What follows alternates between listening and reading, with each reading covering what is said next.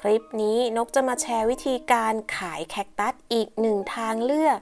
สำหรับเพื่อนๆมือใหม่ที่ไม่รู้ว่าเราจะขายอะไรดีวันนี้นกก็จะขอนำวิธีการจากประสบการณ์ของนกนะคะที่ทำอยู่แล้วก็ได้ผลนะคะเพื่อเป็นแนวทางในการสร้างอาชีพหรือว่าหารายได้เสริมวันนี้นกก็ขอเสนอการทำยิมโนด่างกราฟเพื่อขายนะคะส่วนตัวนกเองก็ยังคิดว่าสามารถทำได้นะคะยังไปได้อีกไกลสำหรับไม้ด่างและนำมากราฟค่ะที่เพื่อนๆเห็นอยู่นี่นะคะเป็นตัวอย่างกราฟยิมโนนะคะยิมโนโคลนนี้ก็คือโคลนมัลติคัลเลอร์ค่ะปัจจุบันนะคะมีโคลนดังๆโคลนที่หลายๆคนต้องการเนี่ยมากมายนะคะ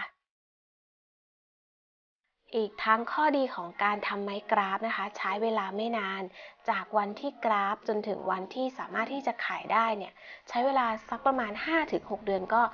จำหน่ายได้แล้วค่ะสิ่งที่สำคัญสำหรับการขายไม้กราฟที่นกอยากจะแนะนำให้เพื่อนๆมือใหม่ก็คือว่าเราควรที่จะตรวจสอบไม้นะคะว่ามีโรคมีรอยหรือว่ามีแมลงกัดกินหรือเปล่านะคะอันนี้สำคัญมากๆค่ะไม้ที่นำมาขายนะคะก็ควรที่จะมีสุขภาพที่ดีหรือว่าถ้ามีตำหนิเนี่ยเราก็ควรที่จะแจ้งให้ผู้ซื้อได้ทราบก่อนทุกครั้งนะคะทั้งหัวไม้แล้วก็ทั้งตอค่ะทุกครั้งนะคะส่วนวิธีการผลิตยิมโนด่างกราฟเนี่ยจะมีวิธีการอย่างไรอย่างแรกเลยก็คือเราควรที่จะกราฟให้เป็นก่อนค่ะครั้งแรกของการหาต้นพันธุ์นะคะเราก็ควรที่จะศึกษาก่อนว่ายิมโนโคลนไหนที่กำลังเป็นที่ต้องการของตลาดนี่เป็นตัวอย่างต้นแม่พันธุ์นะคะที่นกจะนำมาขยายในวันนี้ค่ะการขยายโดยการกราฟนะคะไม่ยากเลยอันนี้ก็คือหน่อที่เราเลือกนะคะก็ควรจะเป็นหน่อที่มีความเขียวสลับกับที่มีส่วนด่างบ้างนะคะไม่ใช่เขียวล้วนหรือว่าด่างล้วนค่ะ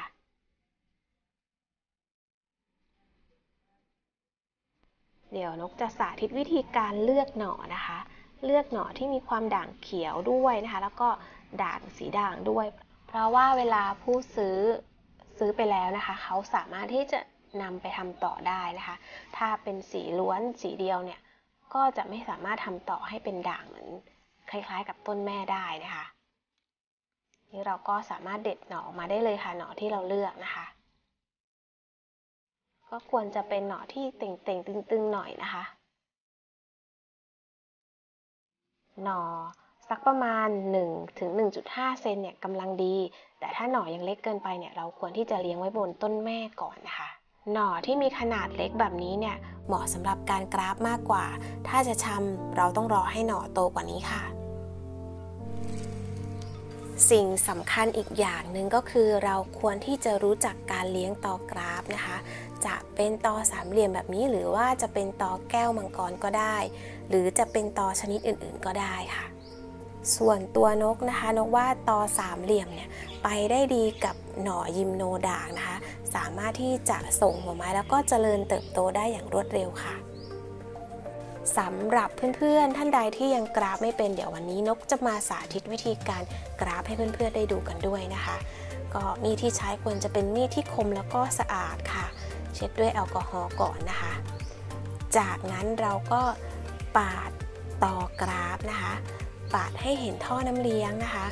ให้แผลเนี่ยตรงนะคะอย่าให้แผลเป็นรอยขึ้นเพราะว่าอาจจะทำให้เวลาที่เราวางหัวไม้ลงไปเนี่ยแผลไม่สนิทกันดีค่ะ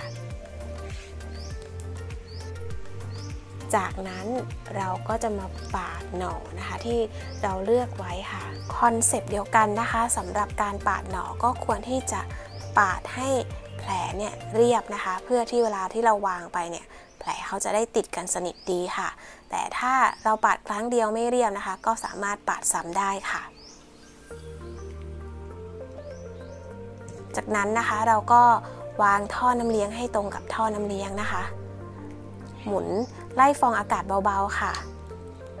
แล้วเดี๋ยวเราก็จะติดเทปใสแบบนี้นะคะ กดลงไปพอประมาณนะคะ ให้แผลเขาสนิทกัน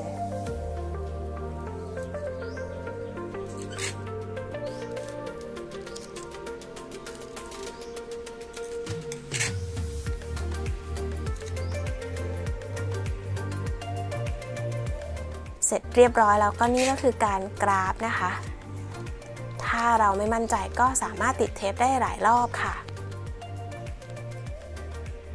ดูซ้ำอีกครั้งหนึ่งนะคะปาดแผลให้เรียบค่ะแล้วก็อย่าลืมนะคะปาดด้านขอบออกด้วยเพราะว่าการเวลาที่ยางของตอเนี่ยเขาจะได้ไม่ขังอยู่ตรงกลางนะคะถ้าขังเนี่ยจะทำให้เกิดการเน่าได้นะคะ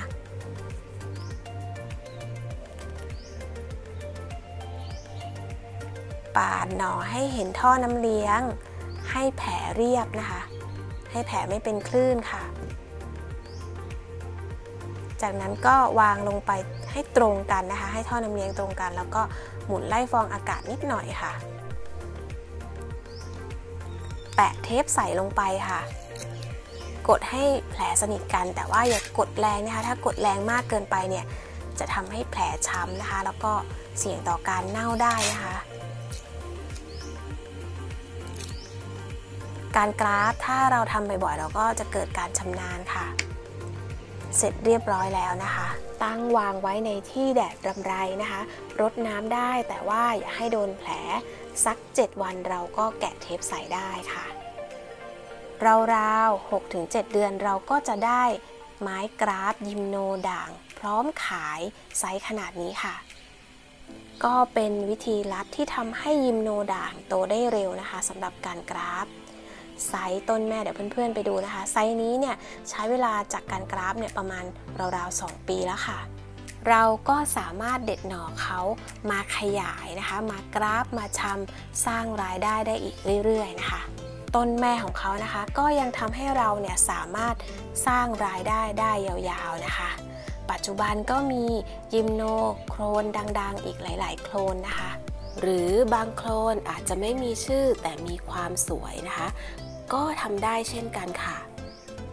วันนี้นะคะก็เป็นอีกหนึ่งทางเลือกที่นกนำมาเล่านำมาแชร์นะคะสำหรับเพื่อนๆที่ยังไม่รู้ว่าจะปลูกแคคตัสอะไรขายดีนกหวังว่าคลิปนี้จะเป็นประโยชน์กับเพื่อนๆบ้างนะคะ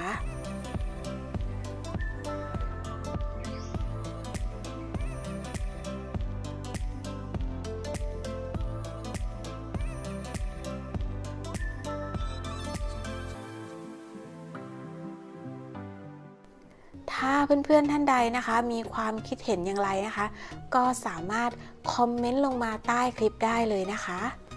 หรืออยากให้นกทำคลิปเกี่ยวกับอะไรนะคะก็เสนอแนะหรือว่านำเสนอมาได้เลยค่ะคอมเมนต์ใต้คลิปได้เลยนะคะฝากให้เพื่อนๆกดติดตามกดไลค์กดแชร์กด Subscribe เพื่อเป็นกำลังใจให้นกด้วยนะคะพบกับนกและวิชุรดาการ์เด้นได้ใหม่ในคลิปหน้าค่ะสวัสดีค่ะ